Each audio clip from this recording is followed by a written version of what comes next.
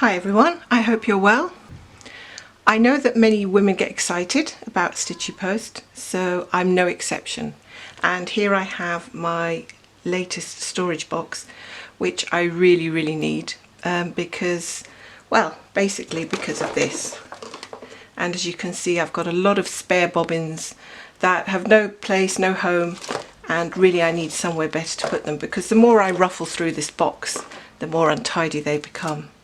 So having some storage like this is absolutely brilliant, and you can find these boxes online, in craft stores, even in homeware shops.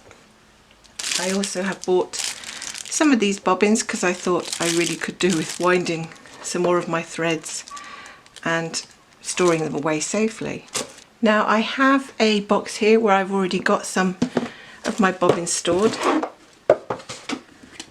and it's really great. This one at the moment is currently in use for my Heaven and Earth design.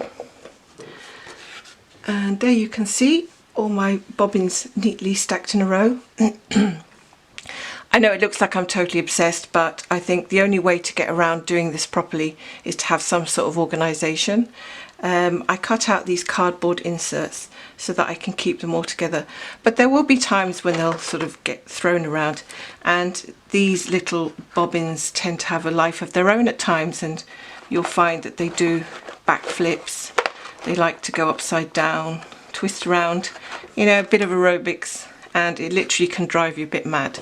But it is actually, overall, I find the best way to keep your threads, especially if you're doing something like a Heaven and Earth design, which has a lot of threads in use.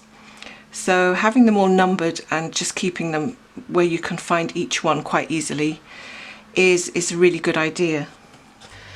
So that's my exciting news of the day. So what sort of storage boxes do you use? Do you like using these type of plastic ones, or do you like keeping things in plastic pouches, or even just leaving them on the skeins and using them as and when you need them?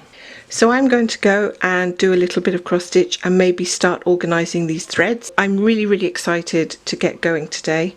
The weather's looking a bit iffy, so it could start raining, and if that's the case then I won't be taking my daily walk. But I do like to get some fresh air and break up the monotony of the lockdown routine. So let me know how you're getting on. How much cross stitch are you doing during this lockdown? Do you find it comforting? Does it help with anxiety? Let me know. So anyway, happy stitching, and I'll talk to you soon.